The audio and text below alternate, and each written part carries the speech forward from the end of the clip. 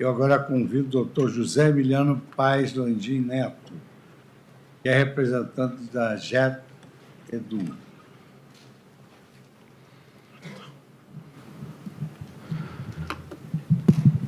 Muito boa tarde a todos. Primeiramente, gostaria de cumprimentar o excelentíssimo senhor ministro Luiz Fux, ao qual eu estendo o cumprimento a todos os demais presentes, até aqueles que nos ouvem de forma remota. A GetEdu é uma parceira do Google que traz inovação ao sistema de ensino por todo o Brasil. E eu procurei dividir minha fala em dois momentos. Tentar responder duas perguntas e chegar a uma aparente solução aos casos concretos que estamos aqui a discutir. Trago duas fotos em dois contextos diferentes. A primeira foto é de uma mãe que amamenta os seus filhos. Essa foto é de 2007. Essa foto foi publicada na plataforma Facebook e quando esta publica a foto é removida pelo seguinte critério: essa foto não atende às diretrizes da plataforma por ter cenas de nudez e gestos obscenos. A segunda imagem, e já é de setembro de 2016, é uma foto icônica que ficou marcada, é a garota de Napalm, na Guerra do Vietnã. Ela corre fugindo das bombas, nua, em prantos. Ela, à época, tinha 9 anos. O autor norueguês publica essa foto em mesma mídia social, Facebook.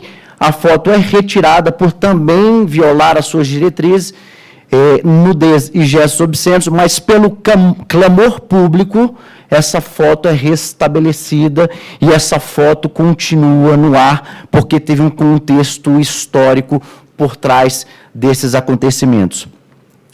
E antes de entrarmos num outro ponto que eu gostaria de mencionar com os senhores, antes de discutirmos o que é ou não a intervenção das plataformas em conteúdos produzidos por terceiros, a gente precisa definir o que é aceitável e o que não é aceitável, dentro de juízos de valores distintos. E aqui eu preciso fazer alguns questionamentos, porque o que pode ser ofensivo para mim, pode não ser ofensivo para o próximo. Como diferenciar o que é um conteúdo sexual de um conteúdo pornográfico?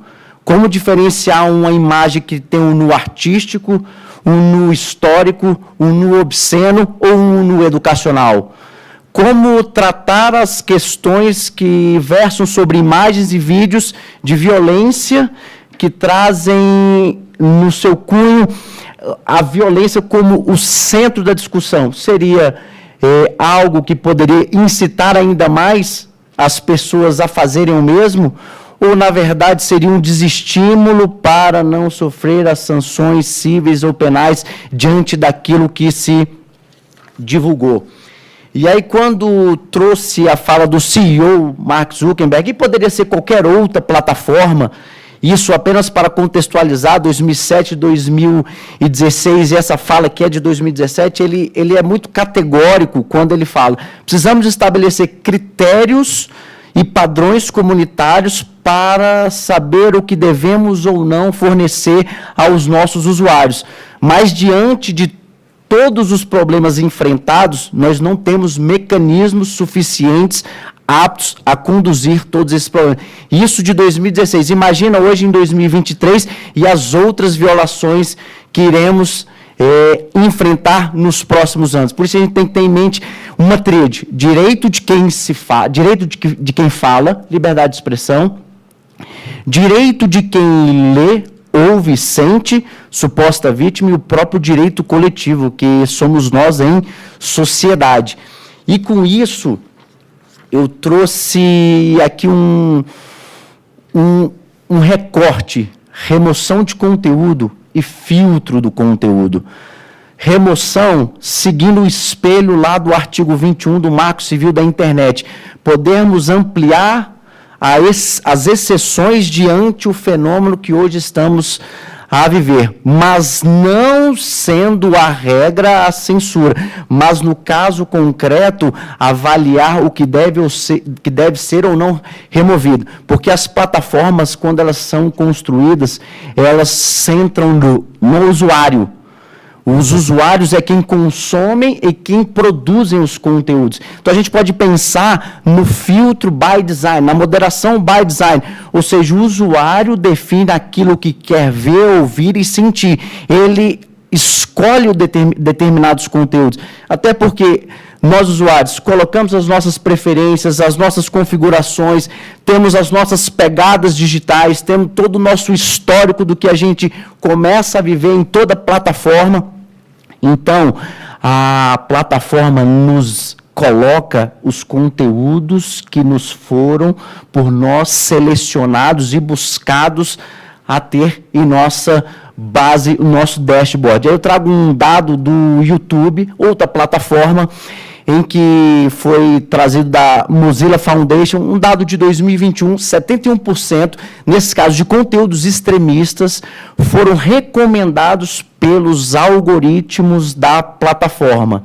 Sequer o usuário selecionou determinado conteúdo, o usuário sequer buscou aquele conteúdo extremista, ódio, violência, incitação ao crime. Muito pelo contrário, chegou à sua timeline sem ter questionado para tal. E 40% do reporte aos conteúdos que foram sugeridos aos usuários, 40% tem a probabilidade maior de ser questionado porque não fizeram tal solicitação. Pode até se questionar, os algoritmos podem não ser os mais sofisticados que as plataformas podem buscar fazer. Mas a partir do momento que se publica um conteúdo, é instantâneo e automático o compartilhamento e a recomendação desses conteúdos aos usuários que assim quiseram receber. Então, esses dois recortes que busquei fazer, longe de ter uma resposta pronta aos dois casos concretos, mas trazer como protagonista não a plataforma, mas sim o usuário. É ele quem consome o conteúdo pelos inputs que ele colocou, inserta em qualquer plataforma que, porventura, venha a requerer um determinado conteúdo. E, como bem mencionou, pegando o gancho da fala do TikTok, as plataformas precisam ter meios técnicos para agir proativamente, para não deixarem cair conteúdos que firam direitos da personalidade e, claro, o direito da coletividade. Poderia até ter trazido a foto do dia 8 de janeiro, mas preferi trazer de um outro contexto, de um outro fato histórico, há muito tempo atrás. É um tempo atrás que virou presente, a gente não sabe como iremos lidar com toda essa tecnologia. Mas, para me encaminhar para as minhas conclusões finais, toda forma de censura não é a melhor, porque o conteúdo que eu produzo, que os senhores produzem, que todos nós produzimos, é a forma mais genuína de libertar o nosso pensamento. Diferentemente se excedermos os limites que adentram na esfera de terceiros e na esfera da coletividade, porque o bem maior é o coletivo. O individual faz parte para o crescimento de uma coletividade saudável, plural e forte.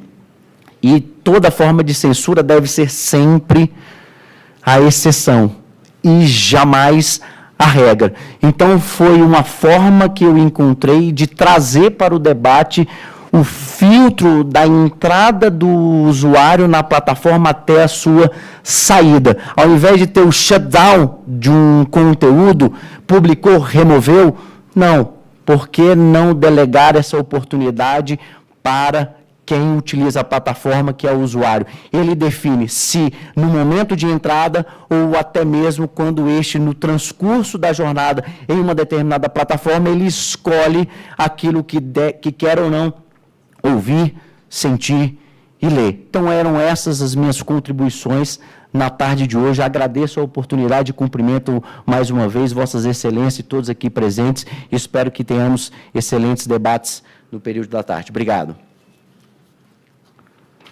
Agradeço ao doutor José Emiliano Paes Landim.